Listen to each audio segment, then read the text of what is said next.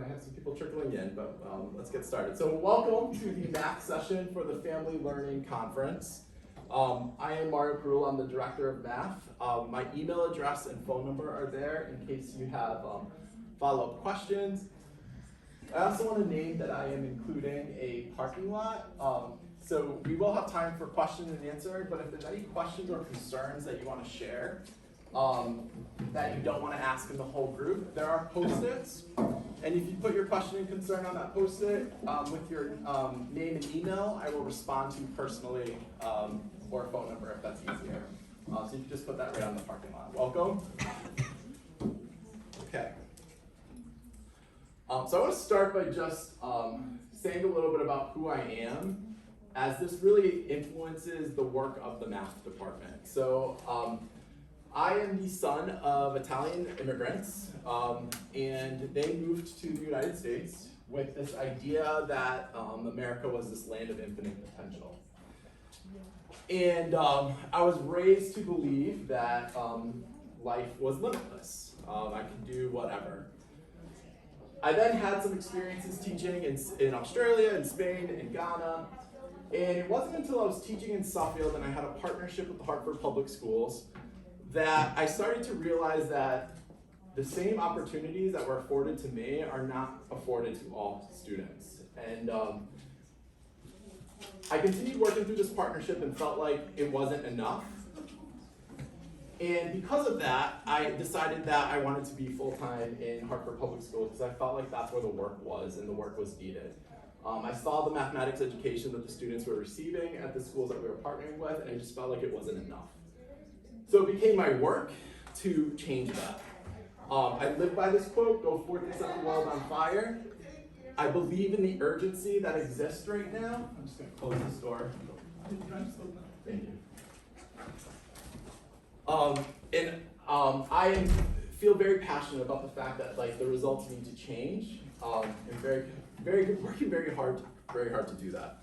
So I just wanted to share a little about how I came into this work. The beliefs of the math department drive our decision making, our curriculum, our instruction, our assessments. So I want to read a couple of these. We believe all students, including emergent bilingual students, can achieve course and grade competencies with access to course grade curriculum and effective instruction. We firmly believe that every child can be at grade level if the instruction is appropriate. We believe that educators have the opportunity and responsibility to find, celebrate, and build on students' brilliance and develop their identities as mathematicians, learners, and as people. So what that means to us is we don't just care, do they have math skills? We care that they see themselves as somebody who can do math. They see themselves as somebody who is a doer of mathematics, a thinker of mathematics, in that they're good people. We believe the commitment, expectations, content knowledge, and pedagogical skills of all educators and their understanding of student learning affect outcomes for students. Meaning, in order to improve outcomes, we have to ensure that we have skilled teachers. So we invest a lot in our professional learning. In order to change student outcomes, we have to shift the way we teach. If we continue to teach the way that we've always taught, and we continue to do what we've always done, it's not realistic to expect the outcomes to change.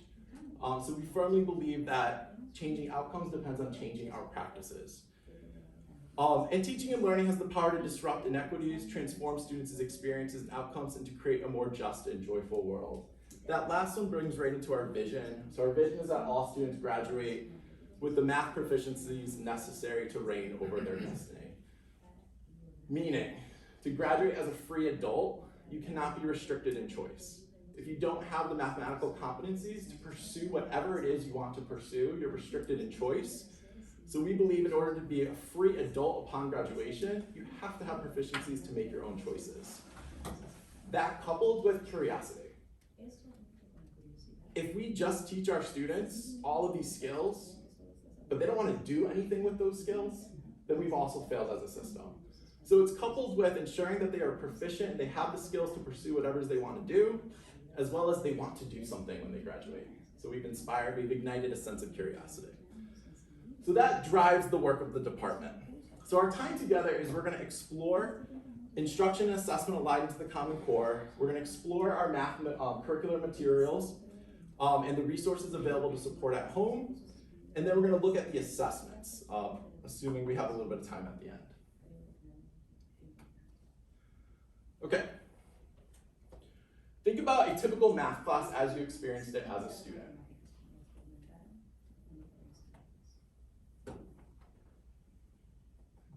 As you're reflecting on the way that you were taught mathematics, you're very likely describing what's been called a cultural script, where after checking homework, a teacher announces what they're going to be doing, and they demonstrate the new procedure. Today, I'm going to show you how to divide a 4-digit number by a 1-digit number. Then the teacher leads the class in trying out a sample problem. Let's try out the steps for 1,762 divided by 3. Then you work, finally the teacher lets students work through similar problems on their own. That's what math education in America has always looked like. I do, we do, now you do. It's not working. This is a study that looked at brain activity in students. This was done about 10 years ago. And they found that this is the brain activity of students. When students are doing homework, they are actively thinking. When they're sleeping, maybe they're dreaming, there's active brain activity. When they're in class, there's no brain activity. That's not okay. Our students are thinking more and having more brain activity in their sleep than when they're attending class. This is what's driving them when you see the exam or studying, you see a lot of brain activity. This is what's driving why we need to change the way we teach. I'm going to skip this video for a minute, but in changing the way that we teach, we want to change from students just worrying about getting an answer to do they understand what they're doing? Are they making sense of the mathematics? So it's this shift from answer getting to sense making. So a quick example of this. To divide 2/3 by 1/6. We all probably learned, but you probably forgot because these are just rules that we forget, that to divide 2/3 divided by 1/6, we're going to keep 2/3, change division to multiplication, flip 1/6 to 6/1. Keep, change, flip. We multiply the numerators, 2 times 6 is 12, multiply the denominators, 3 times 1 is 3, reduce the fraction, 2/3 divided by 1/6 equals 4. That's what we've taught kids. That makes no sense. 2/3 divided by 1/6 all of a sudden is now this whole number of 4. But that's the way we've always taught. With Common Core, it's saying don't teach these tricks. Explain the why. This is what Common Core instruction looks like. 2/3 divided by 1/6. What does that question mean? It means how many groups of 1/6 are in 2/3? Here I'm showing 2/3. I'm partitioning 2/3 into 6. So 2/3, 4, 6, same representation. How many groups of 1/6 are inside of 2/3? 1, 2, 3, 4 groups. There are 4 groups of 1/6 and 2/3. So when we talk about how is 2/3 divided by 1/6 equal to a whole number, we want it to make sense to students. That's the biggest part of Common Core, which for adults seems odd. Like, what are we doing? Why are we drawing these? Why don't we just teach this? Because that's what we learned. But for students learning it for the first time, this doesn't make sense to them. I have a question. What happens if it does make sense? Because my son hates drawing everything out, but he does it on his head, and it comes right all out, and he gets the right answer no matter what. But then you have the other kids who need to draw, but drawing groups and circles and dots and X's and all that. Some kids are just like, oh, they have to, and then you lose them too. So it's like, can't they just kind of do both? So to that point, that's a great question. So the purpose of this right here is to develop their conceptual understanding. If they have conceptual understanding, we don't want them drawing to divide for the rest of their life. The purpose of that is just to, do you understand what's happening when you're doing 2/3 divided by 1/6? What's happening here is you're doing 4 groups of 1/6. That's what happened there. once we understand that, then we start doing things algebraically and routinely. I think the problem with education has always been that we never cared about the sense making. We jumped to just the algorithms, and then you have the 10% of people who actually like math and enjoy math, and the other 90% of people are just left behind. And so through Common Core, it's like, let's make sense of it, and then move them past it, so that we understand why these tricks and mnemonics work. So to cure our numeracy, we have to accept that the way we do things hasn't been working. So I'm gonna show this example in another approach here. So if you have elementary children, you are seeing them multiply. And hands down, one of the questions we always get is, why are you making multiplication so confusing? But it's confusing to us because we've learned a traditional algorithm. Students who are learning it for the first time, they're developing this understanding. This is the way we historically have done multiplication. 94 times 36. 6 times 4 is 24. Write the 4, carry the 2. 6 times 9 is 54. Plus 2, 56. Drop a 0. 3 times 4 is 12. 2, carry a 1. 3 times 9 is 27, and 1 is 28, and we add. We are going from multiply, add, we're writing 24 as 4 and then 2. None of that makes sense. If you actually think about it, nothing I just did makes sense. And then we wonder why students are confused. So let's look at the way, so if you think about this number 20 here, that's 120. Why is the 1 all the way up here? Why is the 20 down here? Where's 120? So I'm going to show what the Common Core is saying on how we, on the standard algorithm multiplication. Before we do that though, we often hear students coming into school saying, my parents showed me this at home. Or, I saw this on TikTok. 13 times 12. They draw one line, draw 3 lines, 1 line, and 2 lines, right? So 13, 12. We then count how many are in the corners. 1, 2, 1, 2, 3, 4, 5. So we're looking at that. We see 5. 1, 2, 3, 4, 5, 6. The answer is 156. So kids come in all the time and they say, I saw this on TikTok. This is so easy. Why are you making me learn this hard math? Well, what happens when you're doing 94 times 36? You really want to be counting out all these little dots here and making sure you don't mess up the counting? You're looking at all those 66, and then when you add them up, you have 27, 66, you have to somehow remember to shift it over 1. 24, you have to shift it over 1. This makes less sense. So yeah, this is nice and beautiful and easy, but it doesn't apply when you get to harder numbers. So that's one of the reasons why we really enforce using the strategies that are part of the Common Core. So what's Common Core's approach to multiplication? Sense making. We start with the area model. 94 times 36 is 90 and 4 and 30 and 6. 30 times 90 is 3 tens times 9 tens, which is 27 hundredths. 30 times 4 is 3 tens times 4, which is 12 tens, which is 120. 6 times 90 is 6 times 9 tens, which is 54 tens, which is 540. 6 times 4 is 24, and we add them up on the right. But we don't want kids doing this forever, right? So the goal is not to get them to draw for the rest of their life. It's, do you understand where these numbers are coming from? This leads to partial products.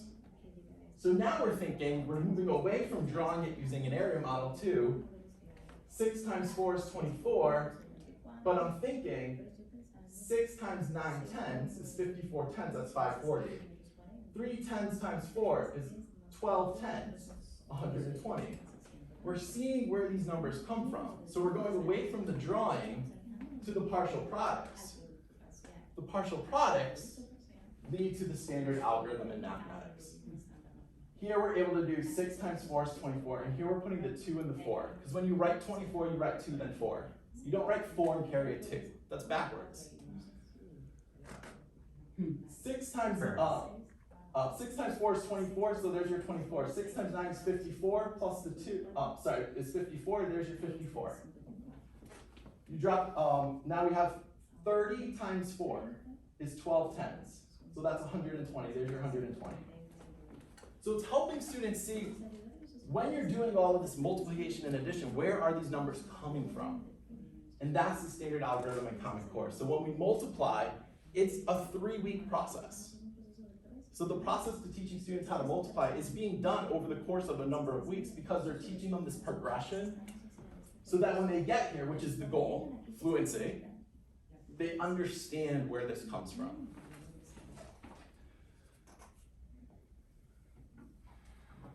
Okay. Before I get into curricular materials, any questions on what instruction looks like in the Common Core approaches? Is it working? Yeah, so let's get to that, right? So that's a perfect segue. So we're gonna explore the math curricular resources and the parent resources at home. So, pre-pandemic, you can see our math data is trending positively, right? So over the course of the 4 years, this is when the pandemic hit.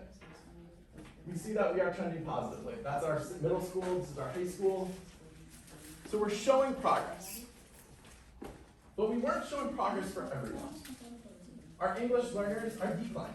So while all student subgroups is increasing in proficiency, our special populations were decreasing, which led us to wonder, is our approach appropriate for all learners?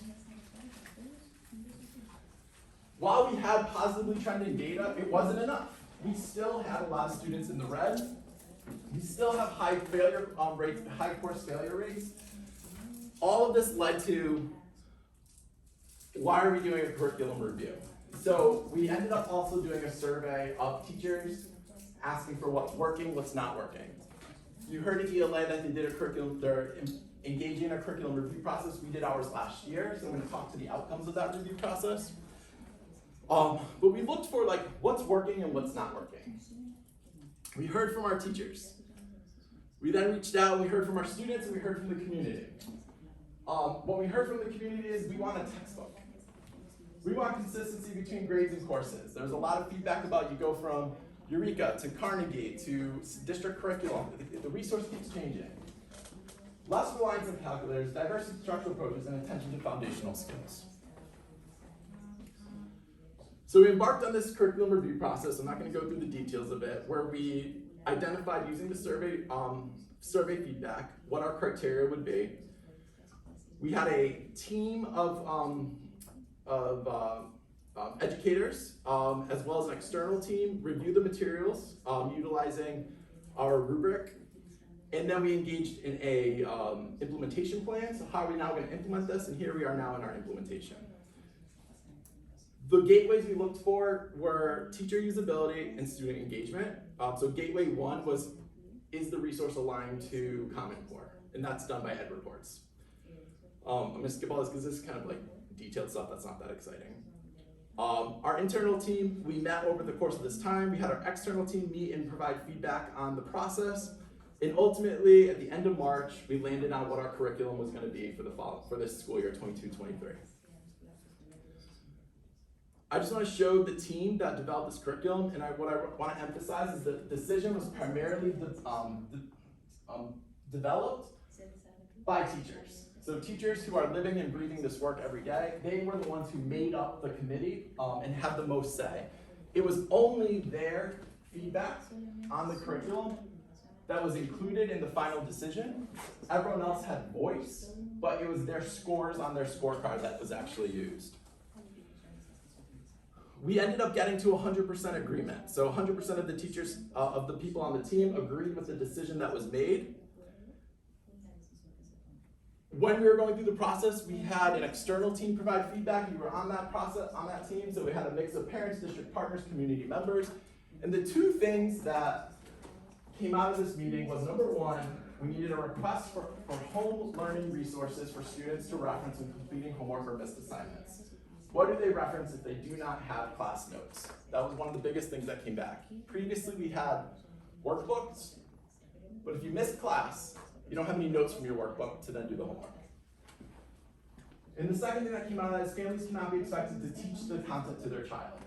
So we needed student-facing, at-home learning resources were valued over family-facing resources. So is there something students can reference to help them with their homework?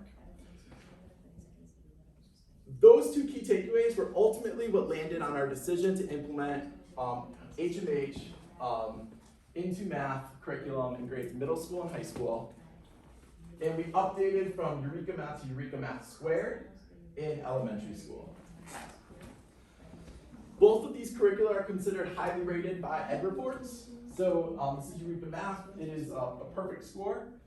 And our HMH curriculum is also highly rated, meeting all pathways for Common Core alignment. So let's learn a little bit about Eureka Math.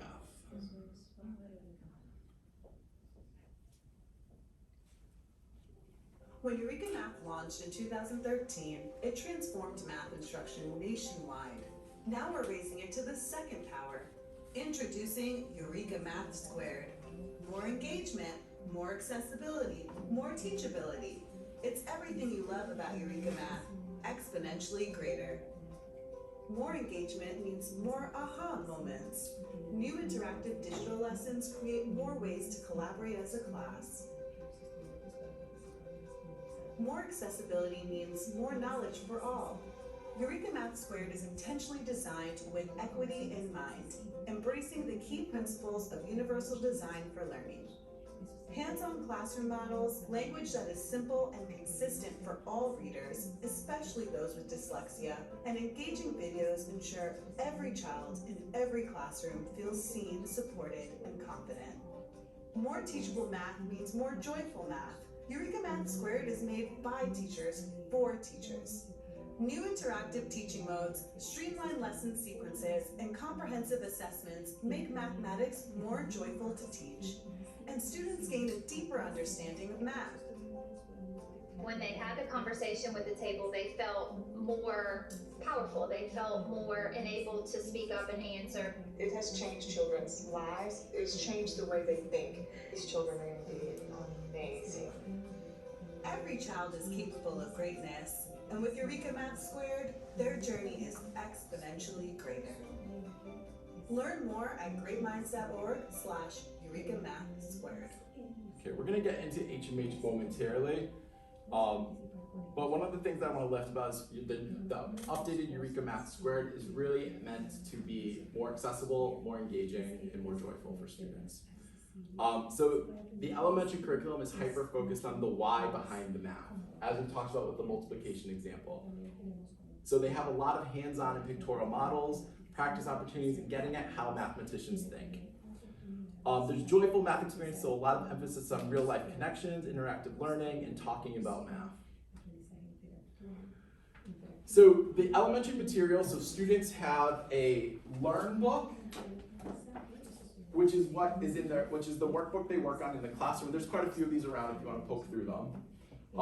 And then the apply book. The apply book is what if they're using at home.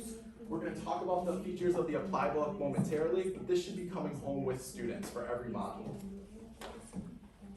Everything is available digitally, and then there's the manipulative kits that are being used.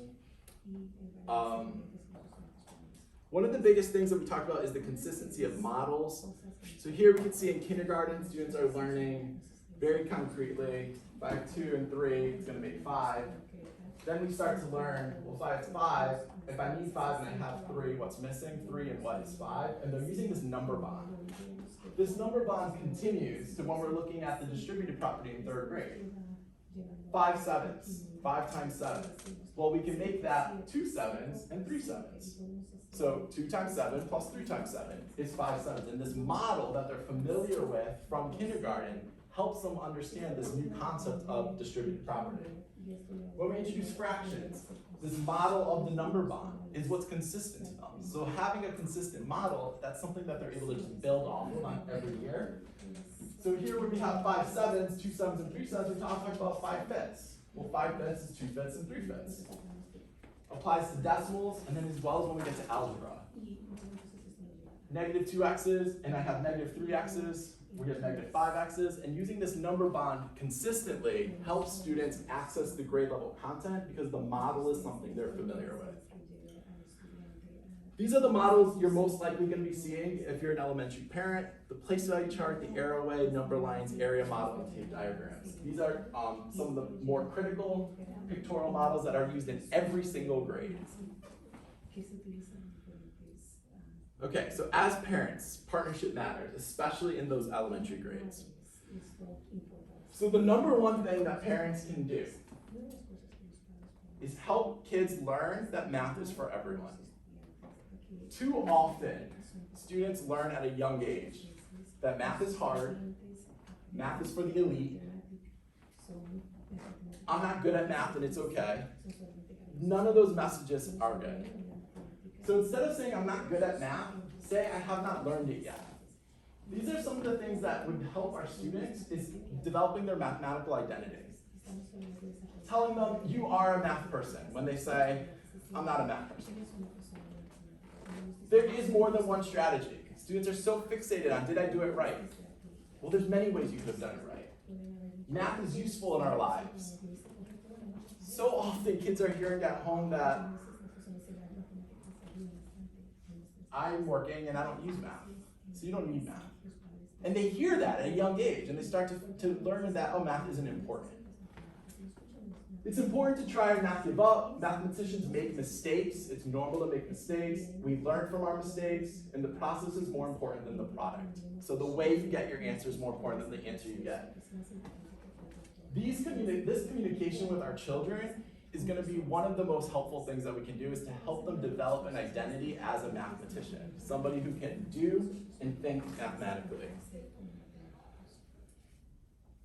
So what's at home? So in your applied book, which is one of the books that goes home with students, there's practice support. So knowing that the way we're teaching Common Core mathematics is probably not how you learned math as a child. It's not the way I learned math as a child. You might be looking at the homework and saying, I don't know how to help you with this because I didn't learn it this way. In the practice help, whether you're looking at second grade or fifth grade, there's a few different floating around.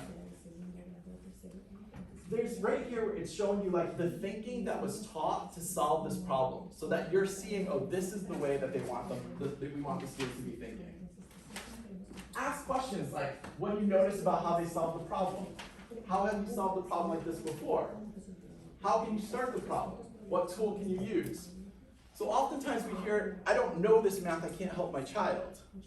You don't need to know the math to help the child. We just want to help the child think through the problems. So utilizing the resources and the worked examples, how have you done this before? What strategy can you use? Just getting them to think about the mathematics. In addition to the practice support, we have our talking tool and thinking talk. I'm going to skip those. The family math. So at the start of every topic, and these are included inside the apply book, it's a communication to families about what the student is going to be learning during that time. So if you look at page 3, if you have the 5th grade apply book. So it's telling you what are students learning, how are they learning it, it's showing you all the models you can expect to see during that topic. And if you want to help at home, what are some at-home activities? So things that can be done at home to support the student with the mathematics that's being taught. And this is in every other language too? They are, so great question. Digitally, they are available in Spanish. So teachers, if it's a Spanish-speaking parent, the teacher can print them in Spanish to send home. Our bilingual classrooms have them in Spanish. But our, Just regular. right, and that's guidance from our multilingual learners department, where they feel as though it's most important that we're making the content accessible to students in English to help teach the language as well as the content. So I could contact the person that's at my school and say, could we get this in Spanish? Or they are, yes. Yeah. Okay. And again, just encouraging math at home, notice and wonder. This is a very simple video. This is actually a 1st grade launch lesson.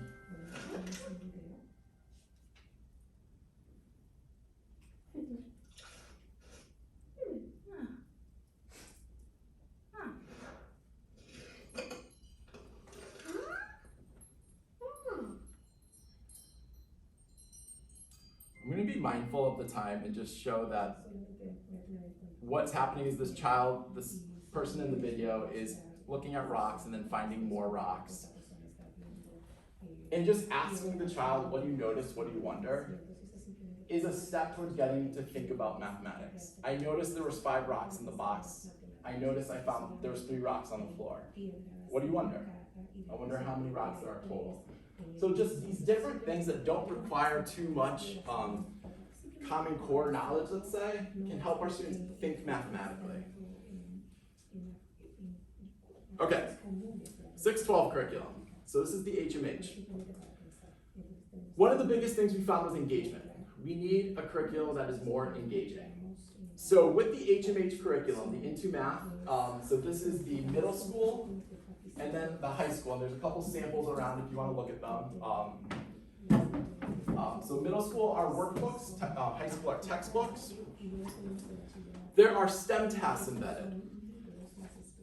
There is a focus on the learner mindset. So everything we just talked about with elementary and students identifying themselves as mathematicians, that continues in middle and high school with thinking about the learning mindset. So this is emphasized at the start of every lesson. They look at different jobs that you can have. So a puzzling transformation, there's a STEM project tied to that. So being a puzzler is actually a very well-paying job that most people don't really think about. So it's also helping students think about different career options that exist.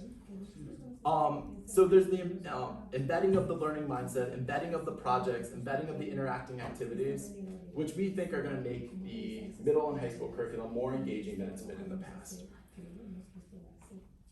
I want to briefly show, oh, maybe not. Okay, we're going to skip that. So what I wanted to show here was a video of the HMH curriculum in action, because every lesson starts with a spark your learning. Middle school and high school. The spark your learning provides context. One of the things we hear often as feedback is the teacher's not teaching my child. That's not always true. So part of the curriculum is getting them to just think about mathematics. So in the spark your learning task that we would watch here, it's posing a problem about chili peppers and whether one salsa is hotter than another. It's simply asking students, which salsa would be spicier? There's no teacher instruction involved. That then is the segue into learning about ratios and proportional relationships. But there's this perception amongst a lot of our students that we're working towards fixing is, but you didn't tell us how to do this yet. We don't want to tell you how to do it yet. We want you to just think about what do you notice, what do you wonder, what do you understand. Then we're going to make the connection to the math. Because if it's not grounded in the real world, students are learning these mathematical concepts and principles thinking, what is the point of this? Why do I need this? So it starts with that real world application and spark your learning. So for the HMH curriculum, if students are struggling, there are these on-the-spot videos. These are not going to work. Okay, that's okay. They also have the same at-home letters. So learning at home. So every module, it says what are students learning in the classroom, so that you can see that. That is available in 4 languages. And then 7 ways to get your child talking about math. I'm going to skip again because of time.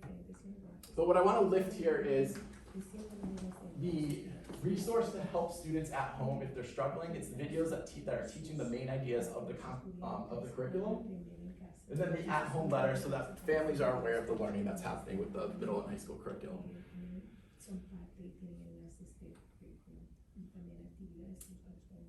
Okay, I'm going to tell Viviana that in our next session, we'll cover the assessments that students are learning, seeing that I was supposed to end a few minutes ago. But very briefly, we diagnose unfinished learning. We assess daily to understand whether students are learning it. Benchmark assessments are these topic assessments.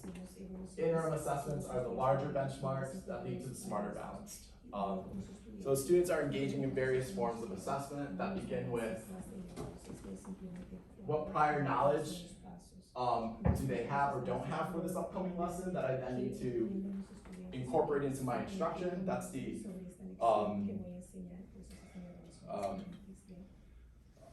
learning acceleration that I know Katie mentioned in the ELA presentation. and then daily assessments through exit tickets as well as observations of student work.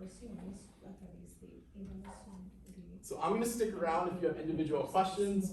I know that the science presentation is starting shortly, well at 12:20. But I will be here if you have questions, you want to talk about individual situations or individual questions you have, or please add questions or concerns to that parking lot if you don't want to wait around and ask them. What's the website? You just said on the spot and homeowner, what's the website for it? Okay, so it's the HMH website. It's called the parent.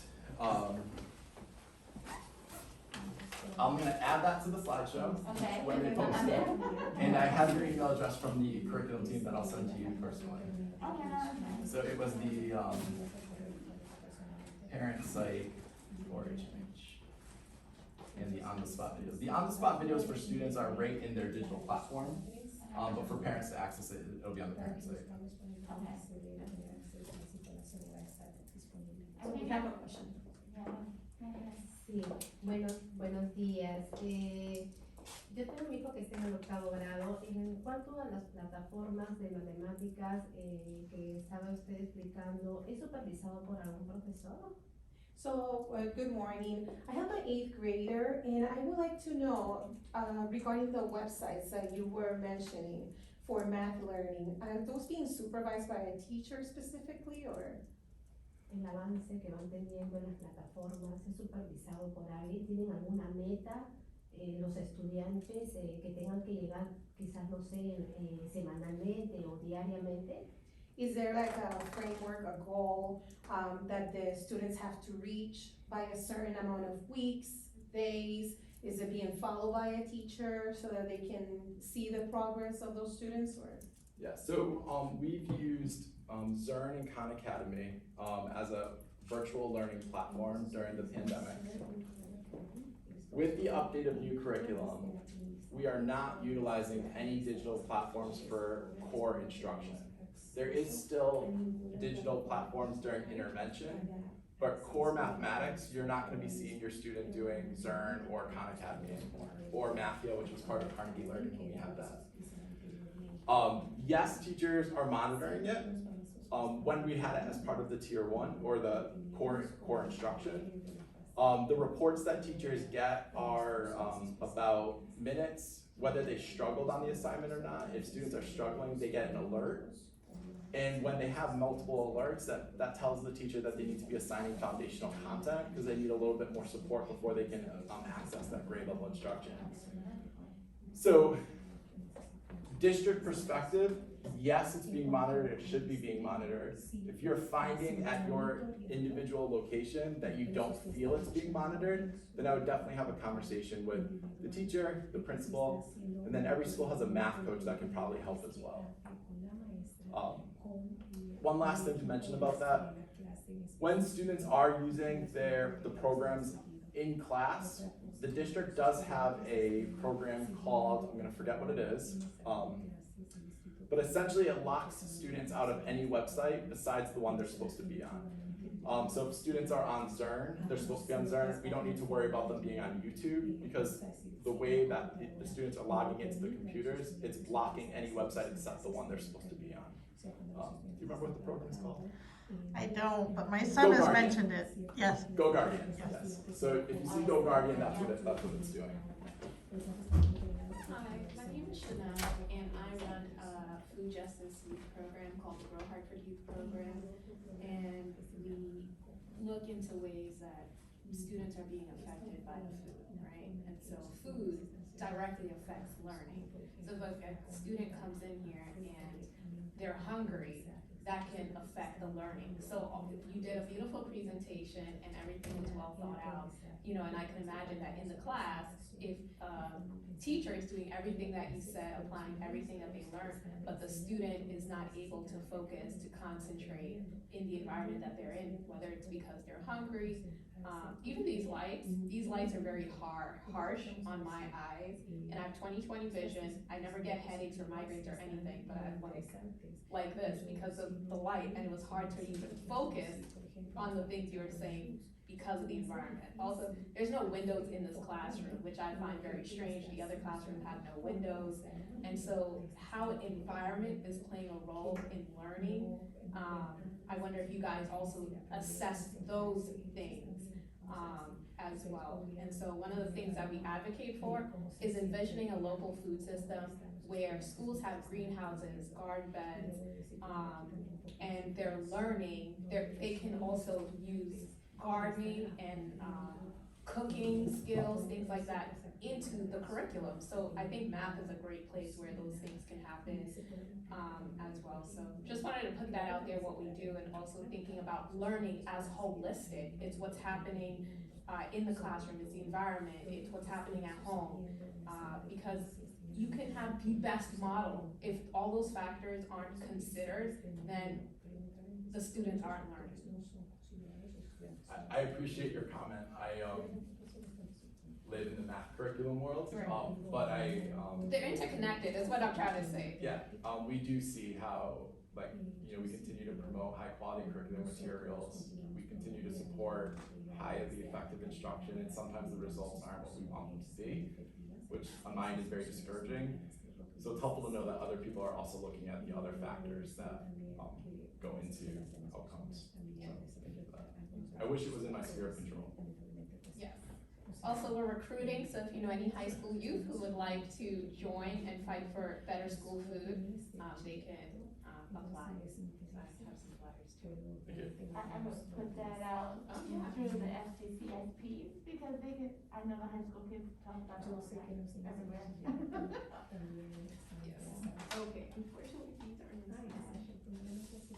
I have to say though, these books are much better than my books. And I just read the instructions, the teachers speaking instructions, there's something to follow. It's not just a bunch of words and go here, do it. There's a lot of books like that. Your son's now high school, right? Yeah, my son's not high school. But he does it all in his head, that's why I asked him, if they're just do in their head, I just have to ask him, because it wasn't all written down, I get it. But I think like for my younger one, it's so confusing, I lost him by the time I got to that third part. He just like, huh?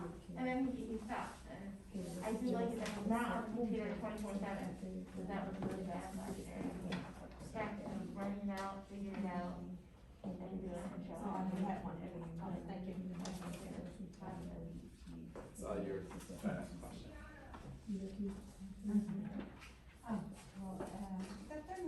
First of all, congrats for your presentation. I have a question about the program. I think it's very interesting when you encourage for the students for to learn math. I want to know if what happened or if the program consider the kids there. We need a lot more than the program level, the program level. What happened in that case? So we have, the district has what's called MTSS, so multi-tiered system supports. And through the MTSS, it's designed to figure out why is it that the student is not excelling. So sometimes it is social emotional things, but sometimes it's like core foundational gaps in understanding. And through that process, through the MTSS process, students then have intervention. And the intervention is increased instructional time that's targeted towards that student's foundational gaps. So if it's a math gap issue that's preventing the student from accessing the grade level content.